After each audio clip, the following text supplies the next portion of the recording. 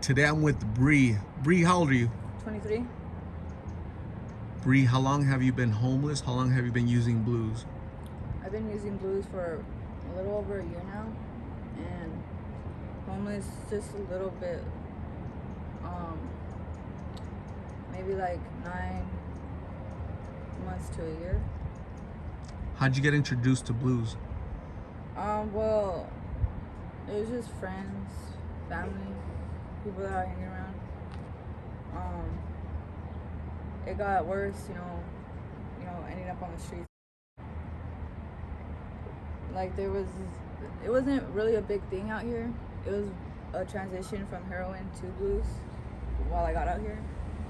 So like when I got out here, it was hard to find at times, but now it's like I literally walk from one bus stop to another, and I had maybe like 3 or 4 people ask me for them. What's the difference between H and blues?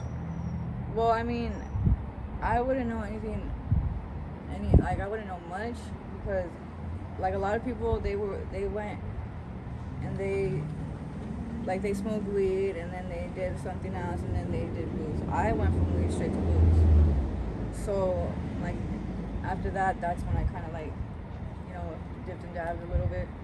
But what I know is just that the withdrawals are not as hard as they are for the fentanyl, and it's more expensive doing blues.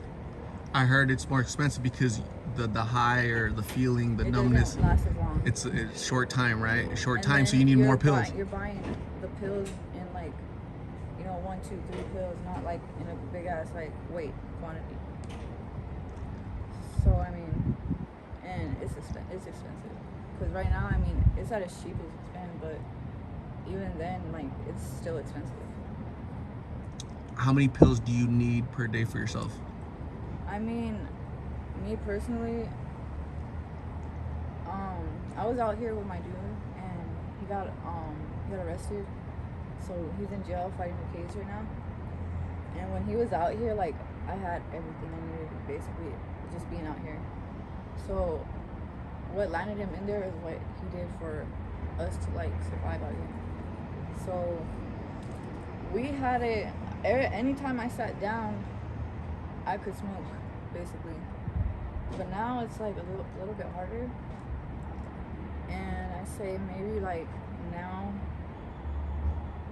I do maybe like 5 to 6 on a rough day, and then on a day like a good day, it could be anywhere from 10 to 20 to 30, just depending.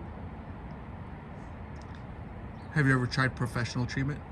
I haven't, but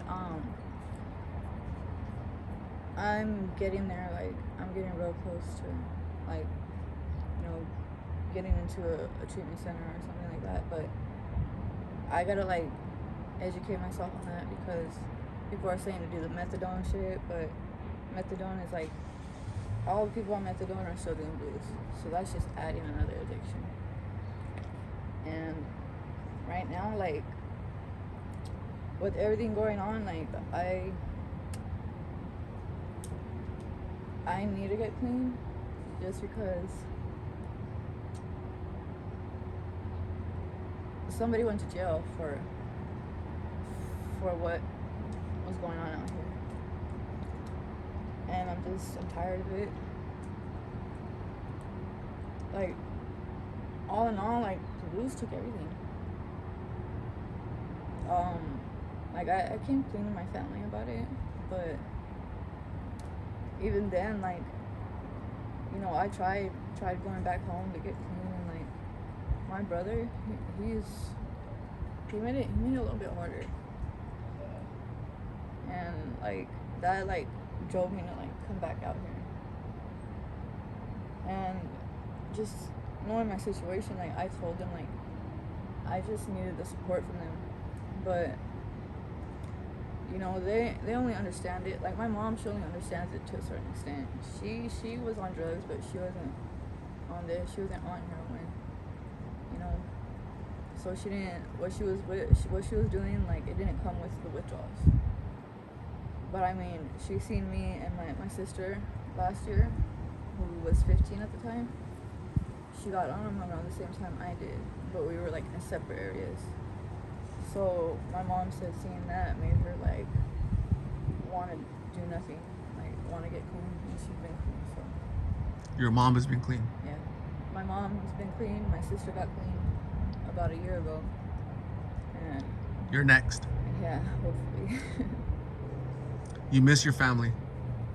do You love them. I do, and it's just hard, like emotionally out here, especially by myself now. I mean, like it's not that, you know.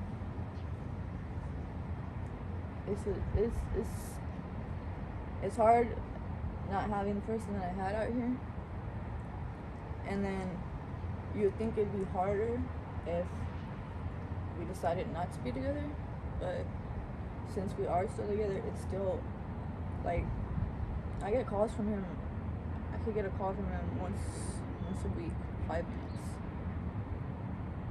for free, and if I want any more than that, like I gotta spend money on that.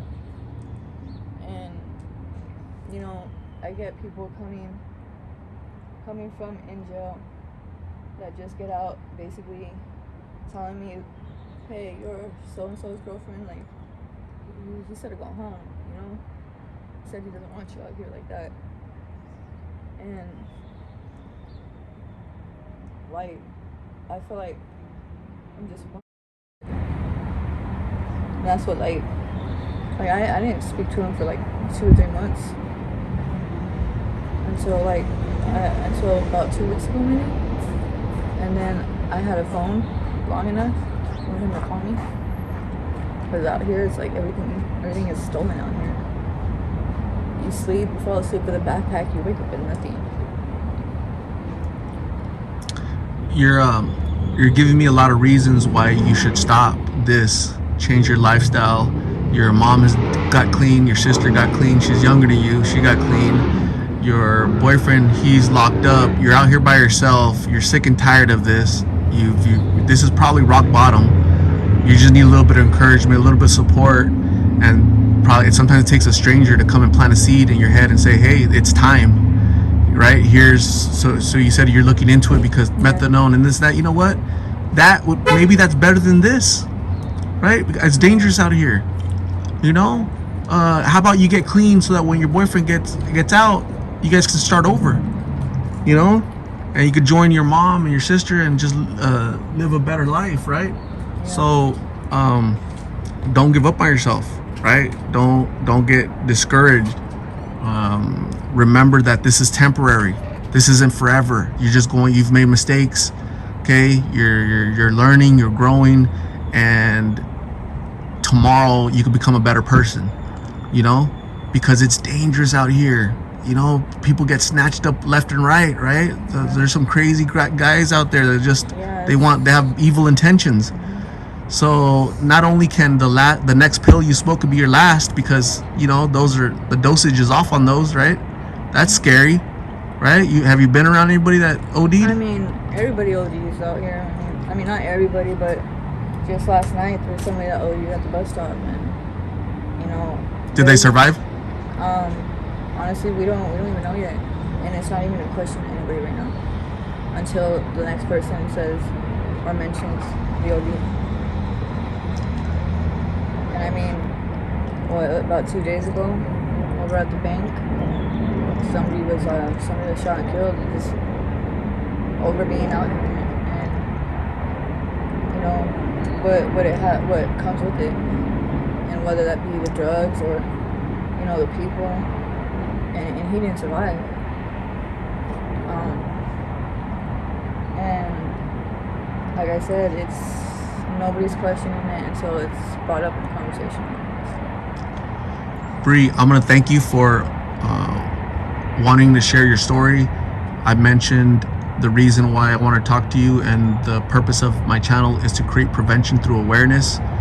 And as soon as I told you that, you were more willing to share because you want to help people, right? You don't want other young people to be out here the way you and your sister were and your mom were. So thank you, because it takes courage to admit what you're going through, and it takes a lot of strength. So now hopefully you can use that strength and courage to get clean.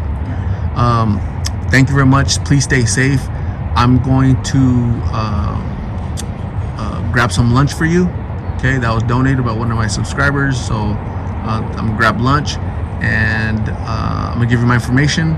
If you need a ride to treatment, if you need to talk to somebody, some type of support, because I don't think you have anybody out here, right? But if you need support, you can call me and I'll try to help you as best I can, okay? In the meantime, please stay safe, take care of yourself, and we'll talk soon, okay?